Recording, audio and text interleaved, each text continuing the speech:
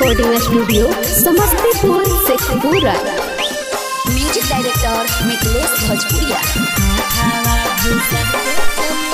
होलिये में होलो गबलवा बड़ी गजन करे सजनमा फगुआ में पियवा तोरा कैसन प्यार दे हौ हे गे।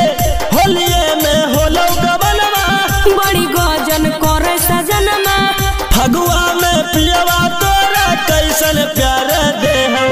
अरे हो वो जब अनहार नीमू के रसावा गार दे हो हाथावा घुसा के चोली में रंगवा डाल दे हो हे रे हाथावा घुसा के चोली में रंगवा डाल दे हो।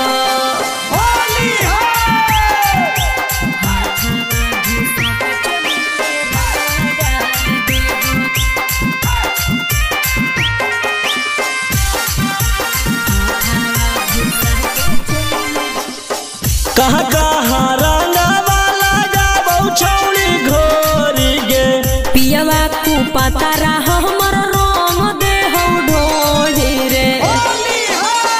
कहाँ कहाँ रंगवा लगाबौ छौड़ी घोरी गे पियवा को पता रहा हमर रंग दे हो ढोली रे। आगे छौड़ी भागो होती तू चिल्ला के आगे छौड़ी डालो हो तो पिचकारी हिला के। अरे हो वो जब अनहार नीमू के रसावा गार दे हो हाथावा घुसा के चोली में रंगवा डाल दे हो हे रे हाथावा घुसा के चोली में रंगवा डाल दे हो।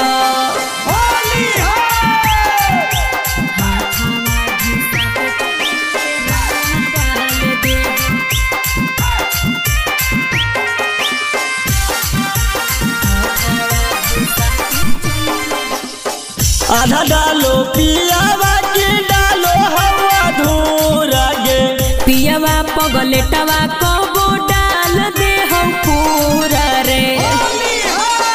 आधा डालो पियावा के डालो हवा धूरा गे पियवा पगलेटवा कबो डाल दे हो पूरा रे। आगे छौड़ी होब हो तोरा लहरिया आगे छौड़ी गुंजन जब डालो हो तो अबिरिया।